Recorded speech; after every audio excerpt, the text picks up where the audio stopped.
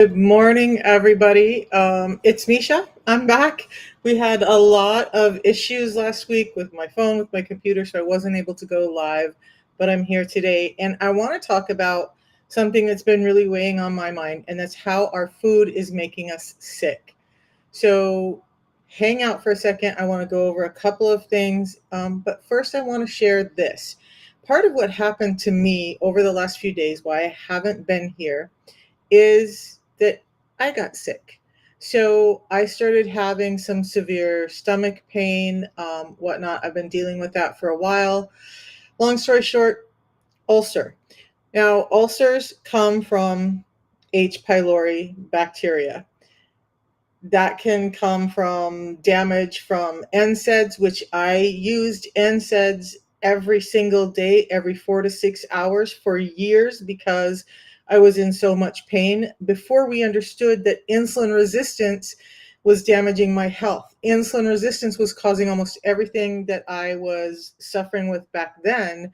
But now the repercussions of nobody ever talking to me about insulin resistance, how it was affecting my health, and how this one real solution beyond all the pain medications and all the other medications I was given actually could make change. So that's, you guys, that's why I'm here, because every time I suffer and I know that like my A1C is in normal range, my blood pressure is in normal range, all of those things are in normal range, but my body is still dealing with the ill effects of long-term insulin resistance that never got addressed when I was younger. So at the bottom of this whole thing, that's why I'm here. Yeah, so now we have Lisa. So now you'll hear me talk about some health problems that I have. It's not the current state that I'm in that's causing them. It's all the years of eating the wrong foods, of not knowing what's going on with the diet, of hearing this eat every 2 hours baloney that makes us even more insulin resistance. All of those things over 30 years of time built up and created. Now I have no gallbladder, now my heart's damaged, now I'm dealing with peptic ulcers, now I'm dealing with all of this other stuff that has little to do with what's happening today and more so to do with all the damage that happened before. So let's dive into our food, you guys, because it's crazy. The biggest thing that we can do for our health and to get our health back is to just understand our food a little bit. And it gets confusing, and you have all these people out there who are saying, oh, you got to buy grass fed and you got to buy free range and you got to buy all organic and you got to do all that. And everybody goes, shut down. I can't afford that. I can't do that. I just did. You're talking to the wrong crowd. So how many of you guys feel like that? Like you get on here and there's so many people talking about all the things you got to cut out, all the things you got to do, and it's way, way different from what you're doing today, and you just feel overwhelmed and maybe depleted from all of this information. So if you feel like that's you, just put a 1 in the chat so I know if I'm talking to the right people. You guys, our food, our food, our food, our food. How did I get off of 13 different medications? Addressing my food. Now, I'm going to give you guys some notes, and then I want to talk about a couple of things. Hold on to your hats, because this doesn't have to be this all or nothing crazy Steve Goggins, whatever kind of way to get healthier. You don't have to do that. You have to make some simple steps. We're going to talk about those things now, and anybody can do these things. Okay. But first, let's understand that our food is making us sick. When we look at, and I made some notes here, so let me find those numbers that I had. Oh. So we have 60% of the population today has some type of chronic illness, at least one. 40% of us have at least two chronic illnesses, and we're not getting help for it. Most of those chronic illnesses are completely derived from our food. And if we change that environment, even just a little, we can start to feel better. So there's a whole lot of information here. Also, I want you to understand that 40% of our adults today in the US are obese. Now, we look at things like, I've talked about how our food is depleted. We're not doing the same farming practices. We're not rotating crops. We're not getting the nutrients back into our food. So now even our raw organic food is 40 to 70% less dense in nutrients than we think it is. And so we think we're eating healthy food and we're just not getting all the nutrients we thought we were getting. So here's number one. In today's world, even if you think you're eating all organic, raw, and clean food, you likely need to supplement just because the food that we grow is not the same as the food that we used to grow 50 to 60 years ago. But then when we look at the fact that our foods are what I'm going to call ultra processed, this stuff behind me here, right? So we take beef and we process it and we add all this other stuff to it and flavorings. McDonald's adds a lot of flavorings to theirs to get that crazy good taste. It's covering up the fact that the meat quality isn't that great, but they go through this huge process to try and make the food as tasty as possible for us. But the problem is that these ultra processed foods, and we're going to break some of this down, do not give us the nutrients that we need. And because they're so molecularly changed from what our bodies are expecting, our bodies don't know what to do with that food most times. And so we're just not getting energy.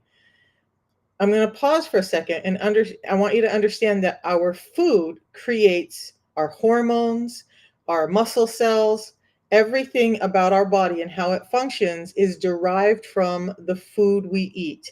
So if we're giving our bodies this ultra processed food that isn't really giving us nutrients and our body says, "What is this? I don't know what to do with it."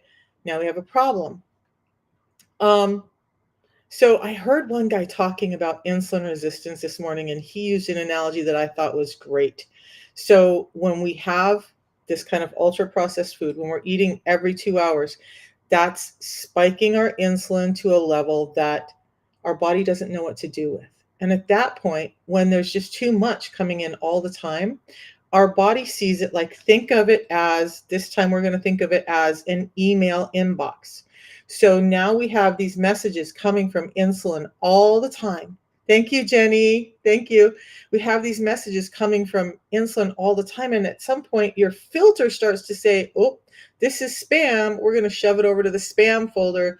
See ya. And it doesn't even have the chance to use the insulin that we're putting out to deal with the sugar or the processed foods that we're eating. And it gets even more, I'm just going to cover it lightly this morning, but understand that those ultra processed foods are causing your insulin resistance. The insulin resistance is causing 95% of what we're ill with today. And when 60% of us have at least one chronic illness and it's derived from insulin resistance, this is huge. It happened to me, it's happened to Jenny, it happened to a bunch of other people that I help. And really, to get better, it was so much easier than you think. So let's talk about a couple of principles. How many of you guys have heard of the 80-20 rule? Give me a heart or put a 2 in the chat, or just let me know. Have you heard of the 80-20 rule?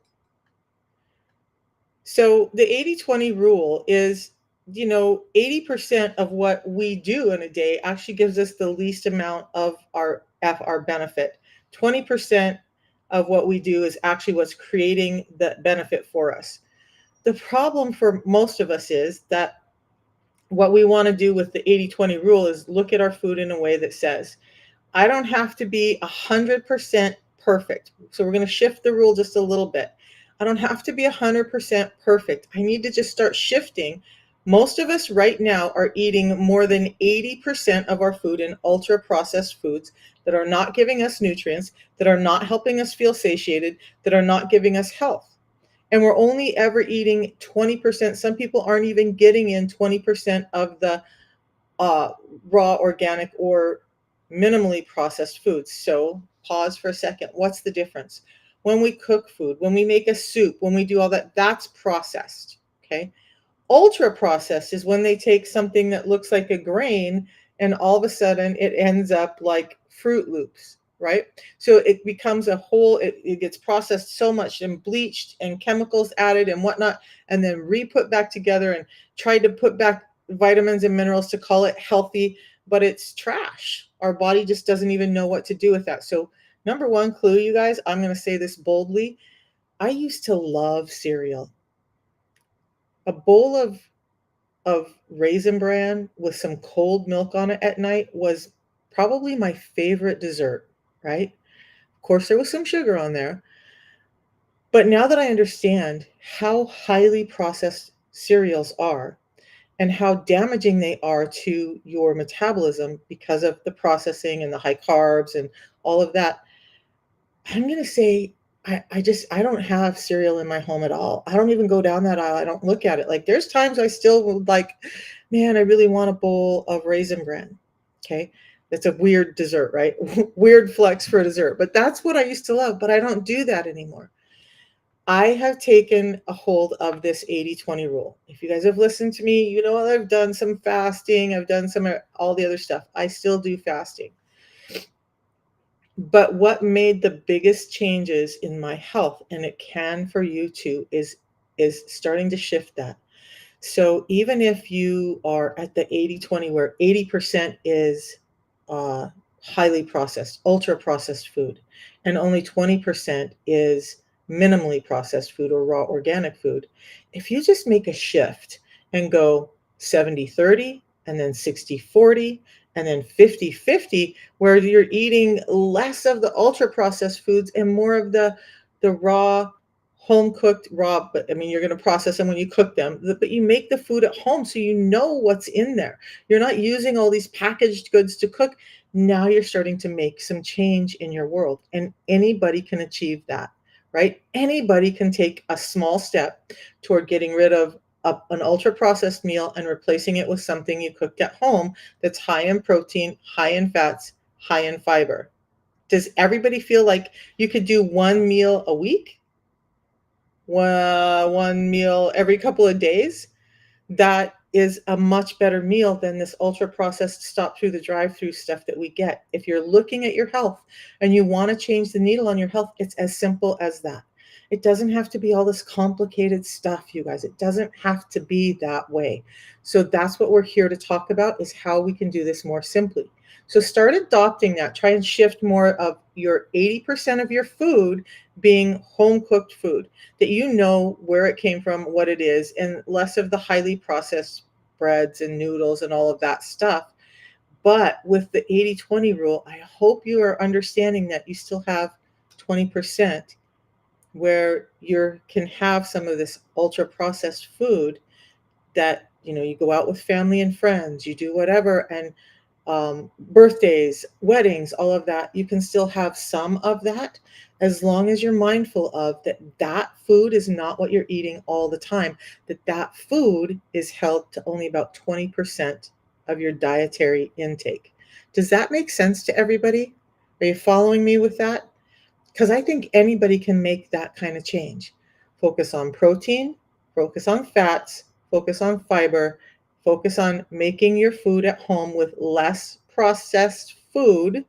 You'll process it yourself when you cook it, but no more of this highly or ultra processed food. Only 20% of your diet should be made up of that.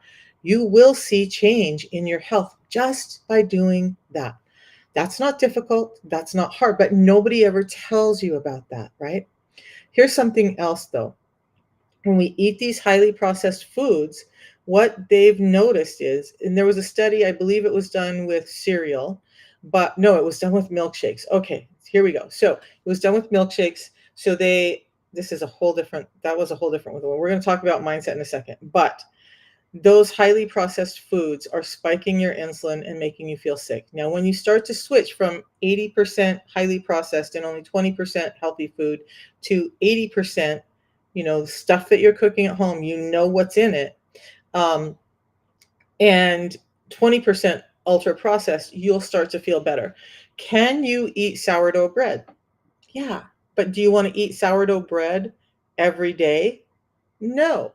If you make the sourdough bread at home and you make a better choice of the flour, one that's not been completely bleached and stressed, and everything that's good removed out of it, and then a few things good added back into it, which means you're going to make that sourdough bread at home. So you know the quality of the ingredients. That's an even better choice. But can you have it during that 20% time? Absolutely. I do. I like, yesterday I was sick, peptic ulcer, should not have been eating grains, but it was the one thing that, like, kind of felt like it was helping my gut not be in this excruciating pain. Now I did have bone broth. I had um, some cream cheese. I had a few of the fattier, I had some cabbage, great for peptic ulcers. Bone broth and cabbage, by the way, really great for peptic ulcers. So I still had like a bun with some peanut butter and a little slab of butter on it to try and get the pain in my stomach, soak up some of that acid. Yeah, I still eat bread too. I just am more cognizant of, do I need bread with every meal? Can I have, like, I started to make, as my stomach started feeling better, I have some no nitrate chicken sausage. Um, and I cooked it up for dinner to try and get something in my gut that was protein and whatnot. But as I was making it, I thought, do I really need to have a bun with this, or can I just have that amazing chicken sausage and just let it go? I did that with some mustard, did not hurt the peptic ulcer. But yeah, it's just a little choices, right? You don't have to have bread at every single meal. So if you look at 80/20 and if you follow the way I eat, and that's 2 meals a day and no snacking, and we multiply that out towards 7 days, that's 14 meals in a week, right? 80% of that is going to be about 10 meals. So, about 10 meals of the week, you're eating as clean as you can, cooking like I love steak with some Montreal seasoning and cooked in butter. I love chicken that I cook at home with a few vegetables and whatnot on it. But cook your own meals at home. I still, during that 80% where I'm eating better because I know what ingredients I'm putting in my food, I can still have like this amazing Tuscan chicken or white chicken chili. I talk a lot about chicken, it's my favorite food, but I still try and get in red meat. Now, with that, I still have times where I'll go to pizza with my grandson. I will have a cupcake. I don't eat those very often. But I have that other food in a short allotment of about 20% of my diet. So maybe 4 meals a week. If I feel like going to Red Robin for a burger with teriyaki sauce and pineapple, I do that. It's not like all or nothing.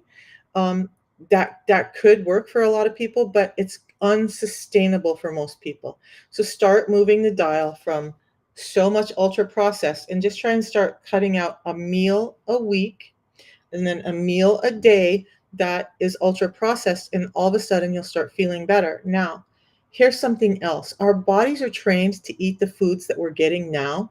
So you're craving those foods. You're wanting those foods. Those foods are making you sick. But that's what your body's trained for. You've told your body this is the kind of sustenance we're giving it, so that's what your body craves. When you start to cut that out and do it, you can do it more rapidly if you want, but do it a little bit slower. Your body starts to get trained to a new ideal. And this is what's happened with me over the last 3.5 years.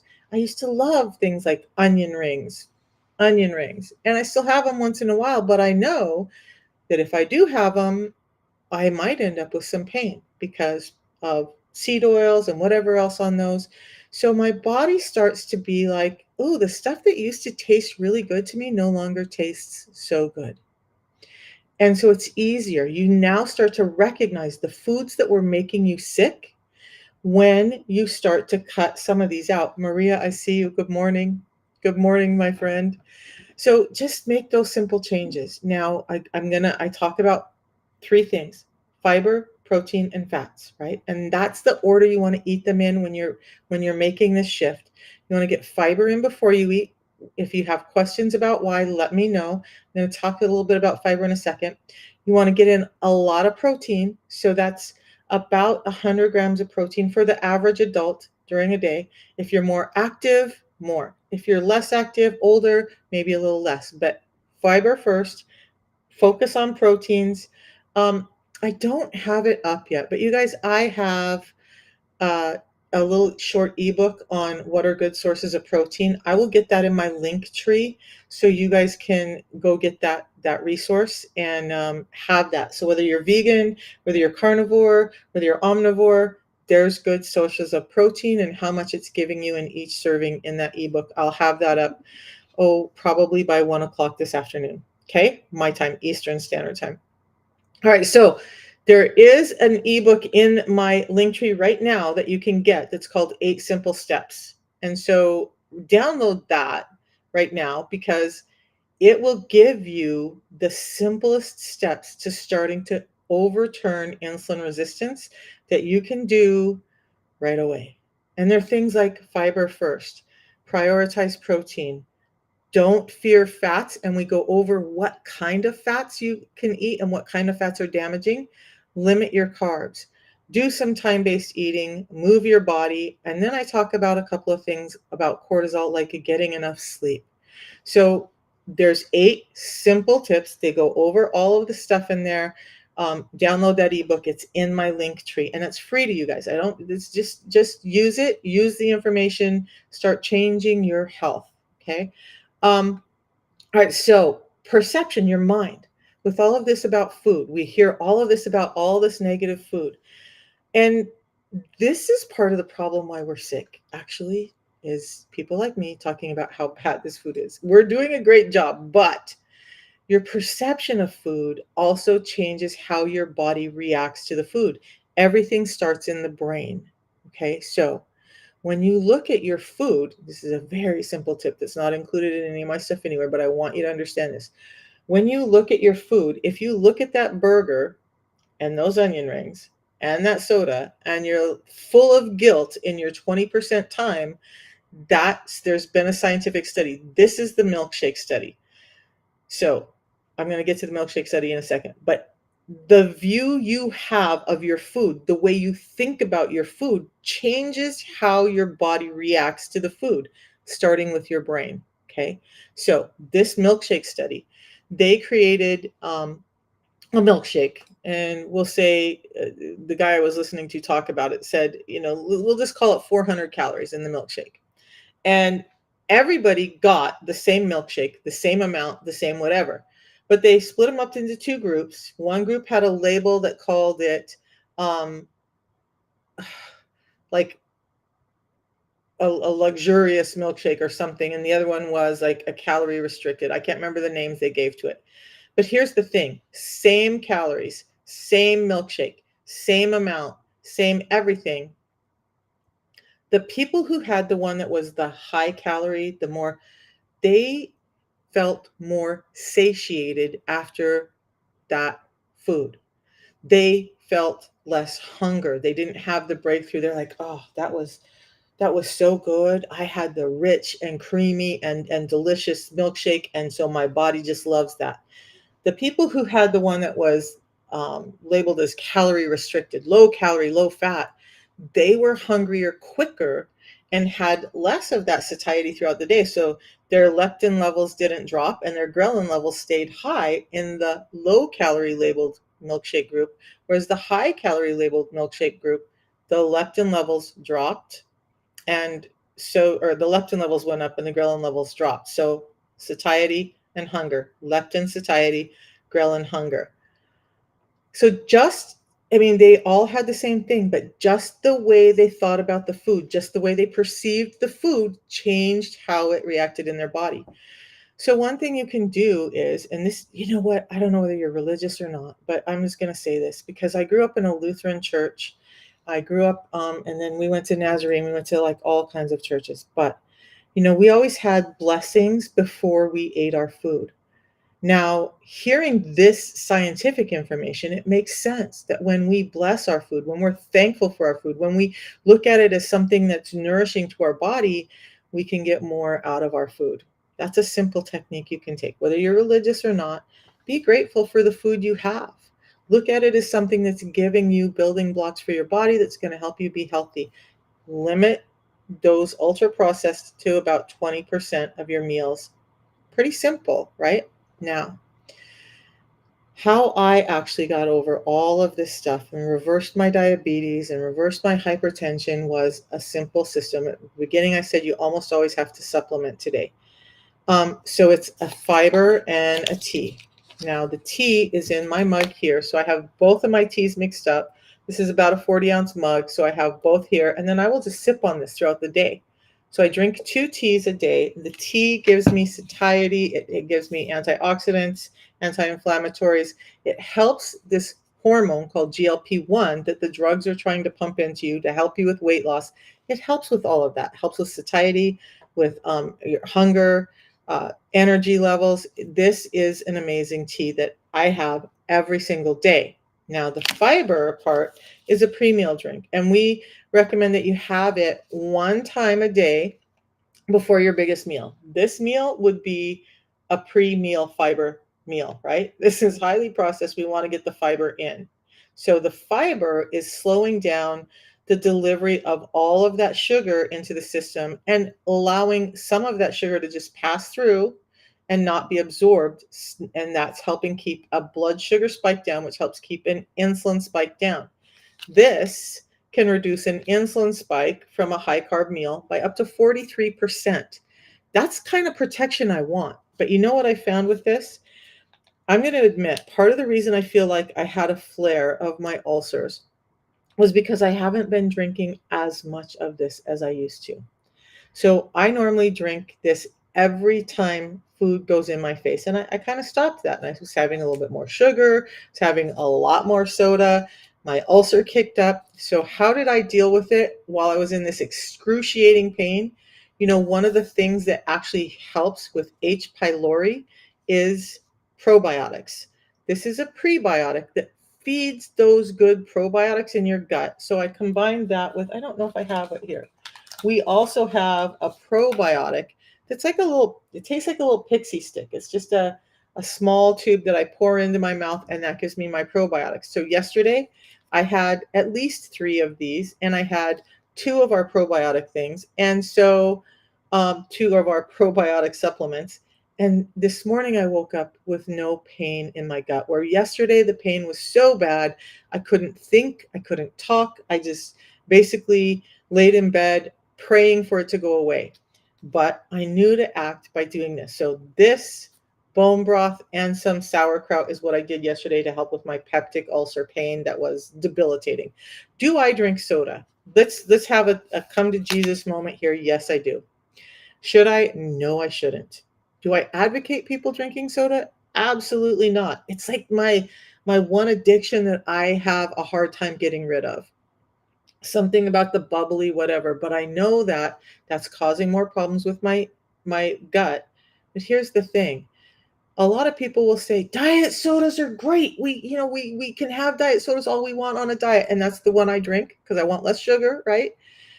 But there's a lot of research that shows that those diet sodas actually increase your hunger. So now it may be giving me that. And I notice on the days when I'm drinking soda, I'll drink them more. I have an addictive personality. So I drink them more and more, but I'm also hungrier throughout the day because I've been drinking that soda. So be careful with sodas, even diet ones, because they're eliciting more hunger. So it's not working. It's not helping you stay away from food. It's actually creating you wanting more food. I need to look and see if I can find a study on it, but I do believe the diet sodas may spike your hunger even more than a full sugar soda. Do I advocate for a full sugar soda? No, I don't. No, I don't. Do I advocate for a diet soda? If you're going to drink some, I would prefer you do the no sugar, but I would prefer that none of us drink it at all because it's not giving us anything, right? It's giving us some dopamine maybe, but other than that, it's not giving us any of the building blocks we need to be healthy. So I hope that answers it. That's my guilty pleasure is soda, and full stop, that's what it is. I struggle. I didn't have any yesterday. I don't plan to have any today. I would love to not have any ever again, and so that's what I'm working toward. Okay, so now, these 2 products that I did, so the fiber, not only is it helping with blood sugar spikes, but it's helped me so many times with this gastrointestinal pain that I have. And, besides the fact that it's coating my stomach, so all that excess acid in my stomach, it starts to give a coating to soothe some of that acid in my stomach. But this also feeds the good bacteria so that H. pylori, the yeast, and all of the other bacteria that can become so damaging to us are not thriving, but the good bacteria are. This does so much more than regulate blood sugar. And that's why I traditionally have 2 to 3 of these a day. And I didn't this last month. And I got sick because of the state my body is in from years of abuse from insulin resistance that nobody ever addressed. Okay. We good with all of that? You guys, if you're interested in the system, just go to my link tree, check out the fiber, the protocol that I use there. It costs about $5 a day. So let me ask you something, and this is one of the other conundrums I find. There's all of this talk about, but it costs so much to eat healthy. How many of you guys think that it's going to cost you way more to eat healthy? And that's why you don't, because you're like, ooh, I'm on a limited budget. I just can't buy all this food. I can't do all that. Let's have a mindset shift again. When I was on 13 different medications, I was spending almost $5 a day on medications that weren't helping me. They were making me more sick. When I started the system and I started making that shift from 80% highly processed or ultra processed to 80% home cooked, and added this protocol in for $5 a day, my food budget dropped by about half. I spend way less on my food. And here's the thing, those ultra processed foods make you hungrier. They may taste great. They're full of chemicals and toxicities. You hear about Dr. Pompa talk about the reason that we're so sick is all of these toxicities all around us, not just in our food, in our makeup, in our hair care, in our body lotions, in our environments everywhere. We are overloaded with toxins, and the ultra processed foods are adding to that. So, um, this is all I did was change my diet to I eat 2 meals a day. I focus on protein and fats. I really limit my carbs. I have days, you guys, I have days where I'm just like everybody else and I want a cookie, I want a whatever, but I try to avoid those. I try to limit those and just focus on the foods that I know are helping. And then I have this. I already had one of these this morning because I woke up with no pain in my stomach. But as I started moving around, I started feeling a little edge. And I'm like, I really want to go live today. So I'm going to shut this down right now. The fiber shut down my gut pain immediately. And here I am talking to you guys, where yesterday I couldn't talk at all. And then this tea that I drink all day long. It tastes like a light lemonade. It gives me energy. It gives me mental clarity. It's what gets me through the day. Now, I've had a lot happening. I have moved so many times in my life. I don't want to do it again, but I'm moving to Kentucky in 2 weeks. And I haven't even started packing because I've been dealing with all of these other things. I'm trying to clean stuff up. I'm going through lots of things. My son will be here to help me move. But how do I get through my day every day is this. Um, I also realized that like pain, foot pain, edema, neuropathy used to be so bad for me that within an hour of waking up, it was hard to even step on my feet. Now I'm carrying stuff up and down stairs. I am walking. I'm doing all of these things that 3.5 years ago I thought were over for me. And it's all I did was this system. So this system, a little bit of intermittent fasting, which is in my 8 Simple Steps book, and the products that I use got me off of 13 medications and completely changed my health, helped me lose 50 pounds, reverse my diabetes and my hypertension and all of that. And you know what? When I wake up every day right now, I am so thankful because I look back at my life, my story, my health before and 3 years ago. Had I not made the changes I'm making with this predominantly this system, which is what got me on track, um, I don't know if I would be upright and talking to you guys right now. That's real talk. Like, I was so sick. And that's why I still have some recurring issues from long-term damage to my body. So again, I'm here because I don't want anybody else. Please do not think that insulin resistance is just this thing everybody's talking about and it's okay. I can live with it. I'm going to just continue on and it's not going to affect me because that was what I thought. I thought My A1C is normal. My blood sugars are normal.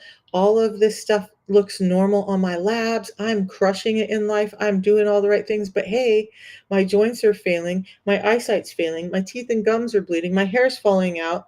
I have arthritis. I have fibromyalgia. I have hypertension. I have edema and neuropathy. Yeah, I was crushing it, right? I was crushing it. My lab said I was, but my body said no. And so, if you're experiencing, the reason I have this list up here is because all of these things are linked to insulin resistance. And if that's your body, if that's your reality, I want you to know right here and now that it doesn't have to be that way. It changed my life. And I oftentimes say it saved my life. Because if I hadn't have started the system, I truly believe I would be in a wheelchair or just in some type of state I don't want to talk about right now. I was also starting to have signs of Alzheimer's. You guys, my health was devastated. And now I'm back to playing with my grandkids, lifting things, running up and down stairs. I feel better at 60 than I did at 40. And it's all because I understood insulin resistance and started adding in. Yes, I changed my diet, but the biggest part is I added in the nutrients that I need for my body to deal with the food we're eating today, and that's what made the biggest change. So, if you have questions about it, my WhatsApp is also in that link tree. The ebook is in there. My website is in there. There's a bunch of success stories and whatnot. You guys check it out. When you're ready, let me know. I do not want you to suffer like I was, and that's why I'm here. So I'm going to go off and actually start creating some content now that I got some stuff fixed. And we'll see you guys tomorrow morning.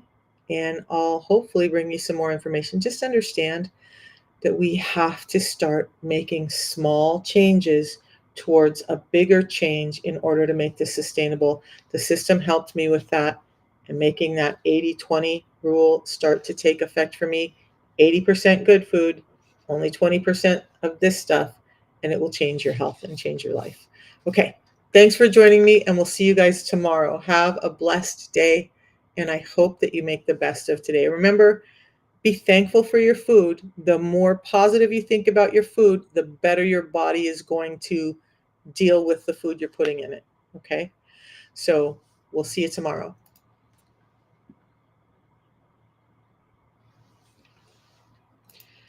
I have way too many things that just popped up. Bye, you guys. Thanks for watching.